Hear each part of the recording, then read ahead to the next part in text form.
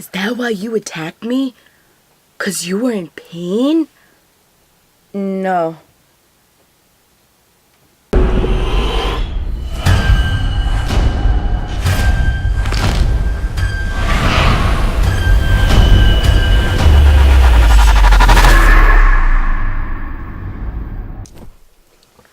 What's up, you guys? Welcome back to Stalk My Life 101. Today is Thursday, which can only mean one thing. It's time for a recap, review, whatever, of Siren. And before you ask, yes, this is how I'm going to do every intro of this series because it's me. Alright, you guys, so let's recap really quickly before we get into this episode. P.S. If you're watching this, there is spoiler alerts because I'm telling you about what happened as well as giving you my thoughts, so please do not watch this before you see this episode, and I highly recommend that you watch my first review of when the series premiered to kind of catch you up on everything. But just for the basis of this video, if this is the first time you're seeing it, hi, I'm Gigi and I'm reviewing Sirens for you. So basically, there's a siren, her name is Ren. She was swimming in the sea, minding her own business with her sister, and all of a sudden, the sister gets caught in a fish net. She gets pulled up onto a boat. She injures a guy, Chris. And her and Chris get taken away by, Horatio Kane and his men that just drop down from the sky. And now Ren comes on land and she is trying to find her sister. Now, this episode, I guess, would you consider it episode 2 or episode 3? Because the first episode, the premiere, was 2 hours long. So I don't know. But anyway, this episode just piggybacks off of that episode. So if you remember from the first show last week and from the first recap review, whatever, we talked about how this guy, this freaking disgusting freak man, okay, tried to rape Ren. Ugh. Oh my God. So he tried to rape her and she murdered him. Pretty much. And so now it's a murder case and the police are trying to figure out what happened. So Ren had been stealing clothes from this one woman's yard, and she took a husky shirt, and when she murdered him, she took the husky shirt off and it had the blood on it. And so the woman had complained that Ren had thrown a pole at her. Oh my God, stop being a little punk. It was just a pole. And she complained to the police and told him that Ren had taken the clothes, and then he found it, so he linked everything together, had this woman come in, do a description, and now ultimately they have a picture of Ren, and now Ren is being hunted by the police. I just felt the need to say that and get that out of the way because that is a big key thing moving forward into the series, so I just kind of wanted to talk about that. Now let's kind of talk about all the little layers of what was going on in tonight's episode. So basically, the show starts off with Xander, which is played by Steph Curry's character, what up, Ian, and he's asleep, and all of a sudden he gets this message, and he jumps up and he tells the Asian kid, yo, listen, he's in bed, the Asian kid's in bed about to do the brown chicken, brown cow with this chick named Janine, and Xander's like, Janine, you gotta go. Bah, Felicia, you got to go. And she's like, oh my God, how are you doing this? And the Asian kid is like, yo, Xander, that was really not the time. Bruh. He's like, I don't care, get out, we need to talk. So the Asian kid gets up. Janine starts to get dressed. Obviously, she's hella offended. And he's like, yo, what's good? And he's like, I just got a text from Chris. So he shows it to him. So remember, if you follow my tweets, you really need to follow my tweets because I feel like I tweet in detail versus doing these reviews just because I'm tweeting in the moment as I'm watching it. Whereas here, I'm watching the show, then I'm trying to think about everything.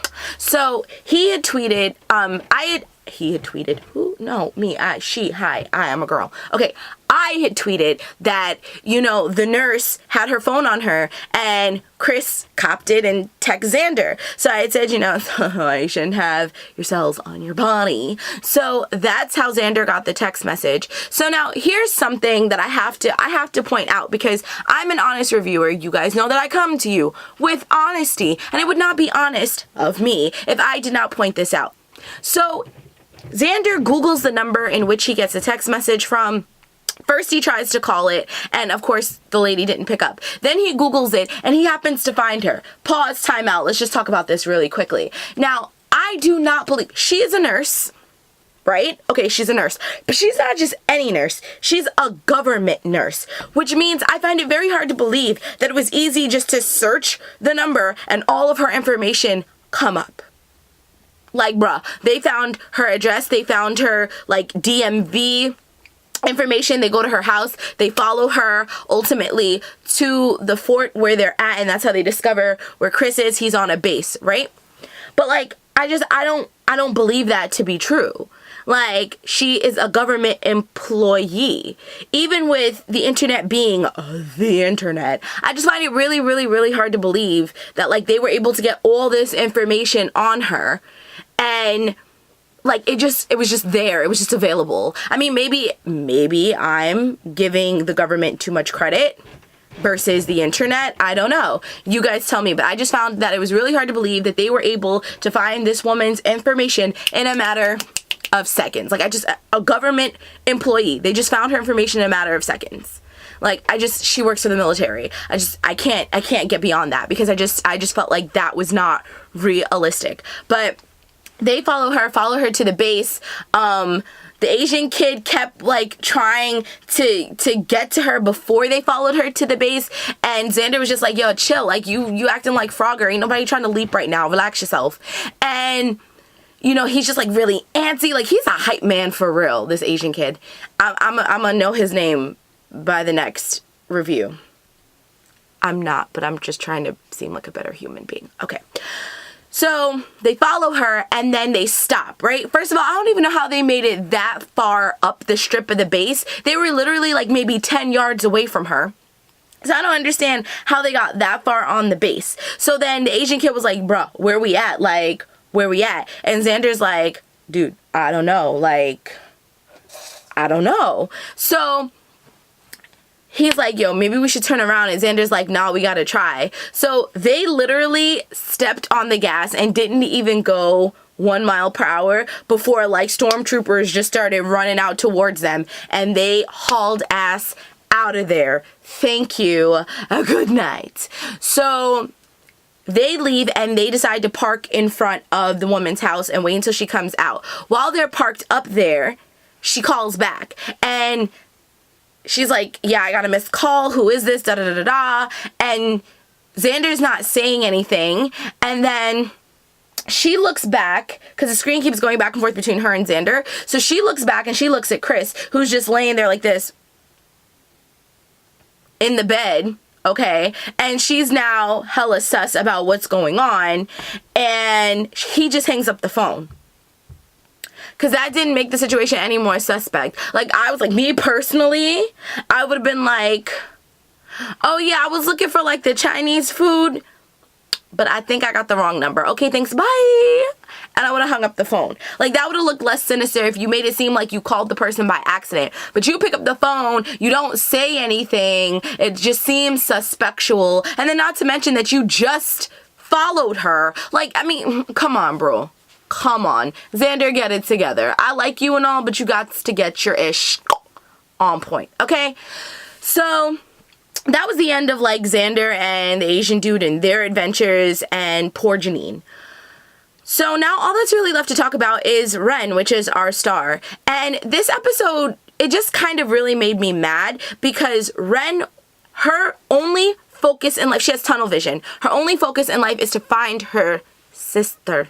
And, like, she's trying to find her sister, and these people meaning Helen, well, not so much Helen, but Ben and Maddie are saying that they're gonna help her, and she kind of feels like they're messing around because they have yet to find her sister.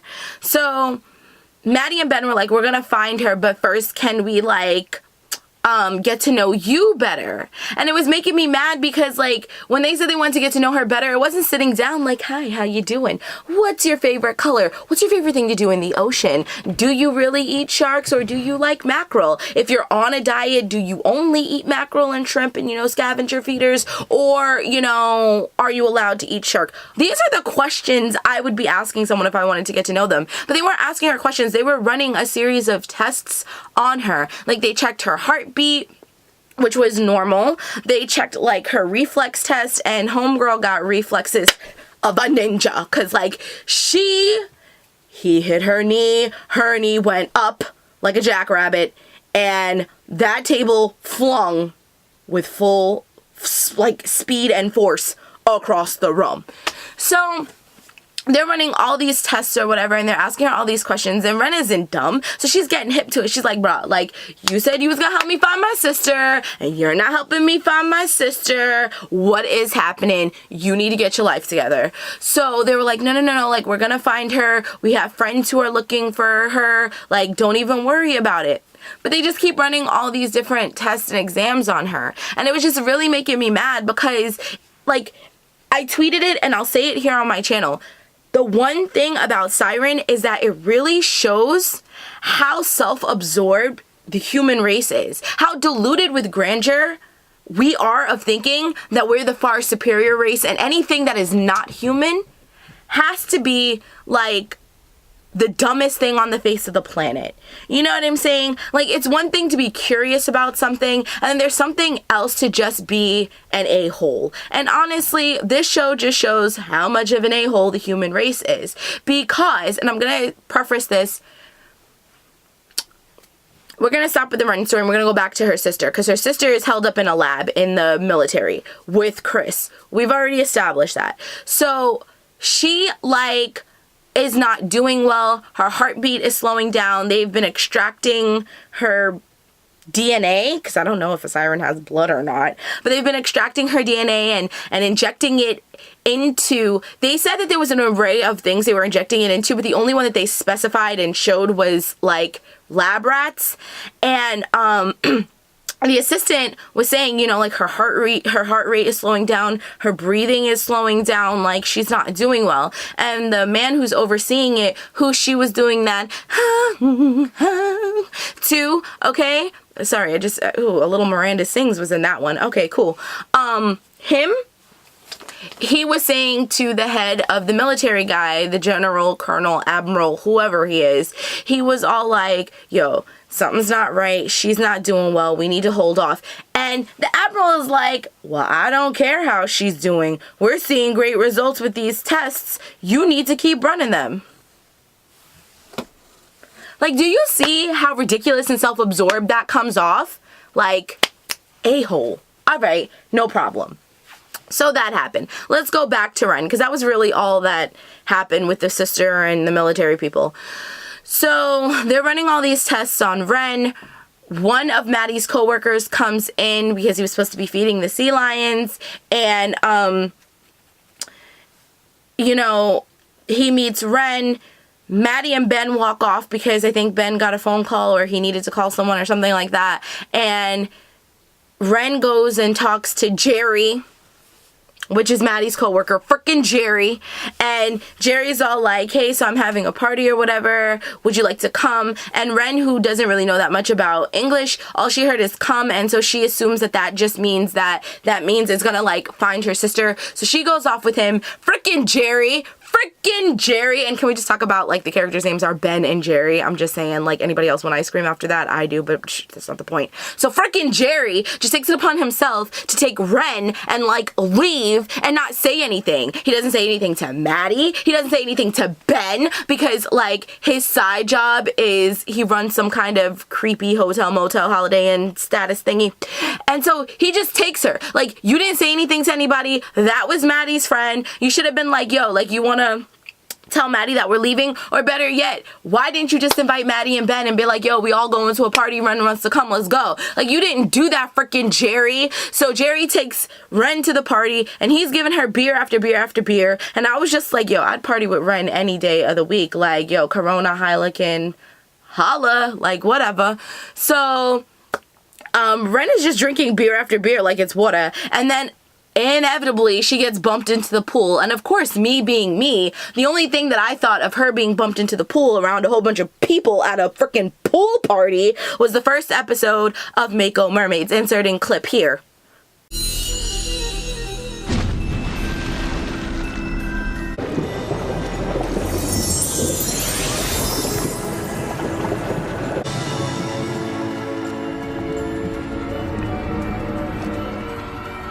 So that's what I thought. And to my surprise, actually not really to my surprise, because I kind of called it that Ren wasn't going to change, but I thought that maybe it would have something to do with the beer.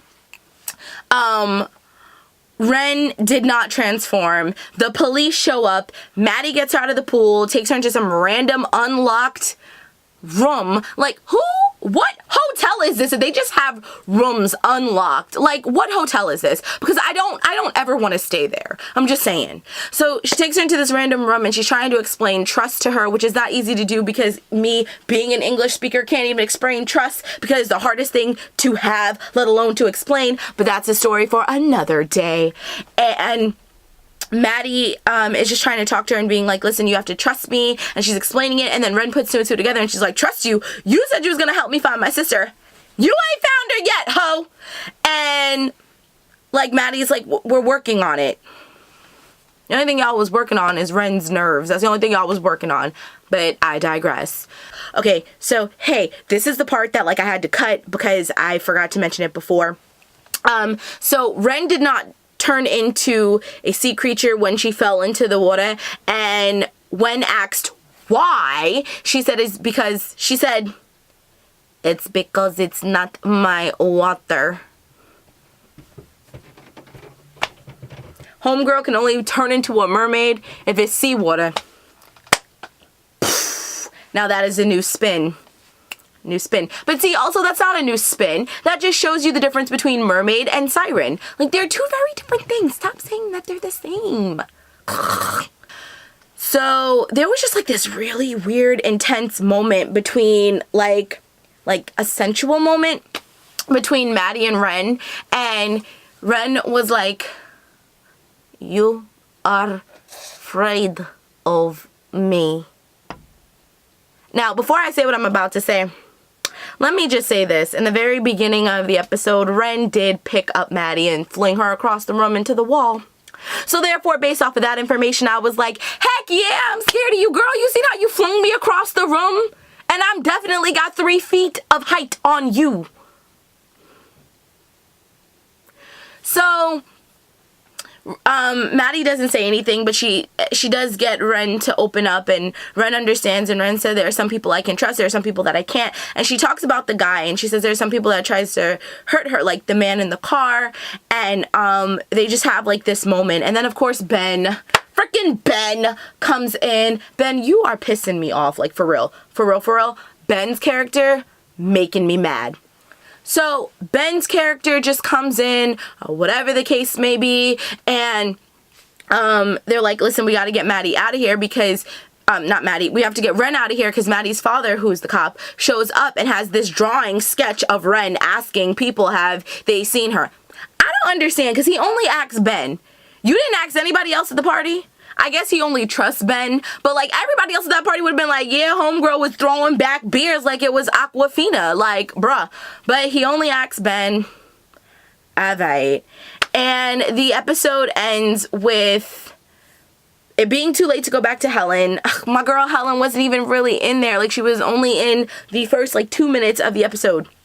But I didn't talk about that because it really wasn't that important, I guess.